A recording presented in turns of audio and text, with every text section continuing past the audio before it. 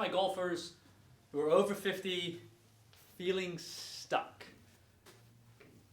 If you are swinging somewhere between 200 yards and 240 and you're not feeling like you're making any progress, perhaps year over year you're feeling like you're struggling a little bit with keeping up with your buddies, just lost a little bit of heat on the fastball, so to speak, and just not getting the ball out there as far as you'd like, I want to talk with you about the 3 or really 4 variables that we look at from a physical and big picture perspective to help you hit the ball further and get more out of your golf game.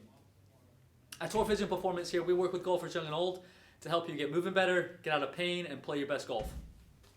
And we see many golfers, especially over 40, that are starting to feel the effects of aging. Maybe you've had a few aches or pains, are not able to play as much as they would like, or are playing plenty because you get the flexibility to do so, but you're not liking what you're seeing out on the golf course, whether it's consistency or certainly seeing a loss of distance out on the course. So I want to hop on today and talk about the 3 or 4 variables that we look at pretty heavily and why it's happening, and then why it matters to you, and hopefully once you know how it matters to you, you can figure out how to improve it. Right? That's what it's all about. We've got to figure out where you are limited from and where you're struggling, what your biggest struggles are as a golfer and as a unique person to help you get the most out of your golf game. So we go through this a lot, but I want to hop back on and refresh everybody and review some of this stuff for you, because this is the meat and potatoes of what we do. Number 1, if you've lost some distance and you're getting older, let's make sure you're moving as well as you need to. Let's make sure you're flexible. So, are you moving well from your hips? Are you moving well from your upper body? Do your shoulders move well? Does your neck move well? Do you rotate from the 4 biggest rotary centers in our golf swing? If you do, that means you've got enough flexibility to gain length in your golf swing, or at least you have a sufficient level of flexibility. Now, you may have flexibility, and then you've got to make sure you're using it, and that's where an assessment comes into play, working with an instructor comes into play as well. The longer our hands and really grip travel away from the golf ball, the more opportunity we have to create speed in our swing, providing we sequence well, which is another variable. Well, let's get to our second variable, which is really what I like to call a base level of strength. And then we're going to express that as speed and power later. So we want a base level of strength. Can you do certain things at your body weight? Can you do certain movements above body weight for your upper body and lower body? Right? Do you have a foundation, a physical foundation, to do all the next level things, speed and power, that get you faster? Okay, so let's just foundational strength, okay? Number 3, are you more of a marathoner or a sprinter? And then did you know, no matter what you are, we can develop those traits. So if you're more of a marathoner, we can get you to be less with one. If you're more of a sprinter, we can make you even more explosive, right?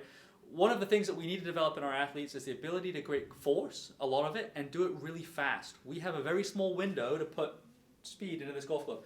So that's little jumps, sprinting, throwing, doing movements fast. As we get older, we tend to lose power pretty quickly. So there's a good chance that based on your peers, if you're hitting the ball in the 200-yard range, that your ability to create power, speed, is reduced. Okay. Number 4, or really 3.5 if you want to call it, because we put strength and power, right? Those physical strength and power characteristics together. Let's take number 3, sequence.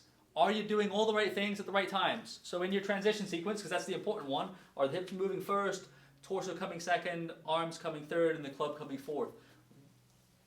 Not everybody transitions or has a downswing sequence that's the same, but there is a most efficient downswing sequence. So most importantly and most heavily, making sure that we're not just throwing the club out from the top and getting stuck and then stalling our rotations and our pivots. We need someone, again, an instructor to work with you, us at Tour Physio, where we have 3D motion and can look at you in slow motion video to better assess, are you doing that? And then we got to make sure we got to know why, and that's why those physical qualities are so important. If we don't know how you move, then we may not know why you're doing what you do in your golf swing. Okay, and last but not least, let's say all of those things are pretty dang good, but you're still only hitting the ball 200 yards. There's one thing, you're efficient, and that's just the engine, and we just got to get the engine bigger, right? So get the speed and power numbers all the way up. But let's say the speed and power numbers are good, you're moving well, and your sequence is decent. Then the last variable is really around contact, right? So impact. Are you hitting up on the golf ball? Are you hitting you hitting the center of the club face? Are you hitting the heel? Are you hitting the toe? Are you adding too much loft? right? Dynamic loft, which creates spin, right? Are we creating spin loft and then creating more spin and bad ball flight mechanics and launch mechanics? And that's why we have the Foresight Quad here, to be able to look at our athletes and our golfers and figure out the whys and the hows of what you're doing and figure out where you can best improve. For some of our athletes, it's learning to make better contact. For many of you in the 10 plus handicap range, that's always a piece. And certainly helping our athletes move better as we age so that we're more powerful, we're more flexible. We're going to see that on the golf course with all of the fun stuff that we see on golf, but you're also going to see that in life. And that's, I think, one of the most powerful things for our golfers is that we see our golfers over 50 start to get their energy back, start to feel better, sleep better, go out that day with more energy and less pain and discomfort. So,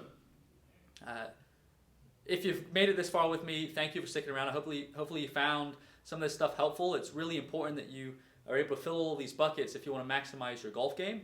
And then certainly in doing so, the beauty of it is you're going to maximize some of your health as well.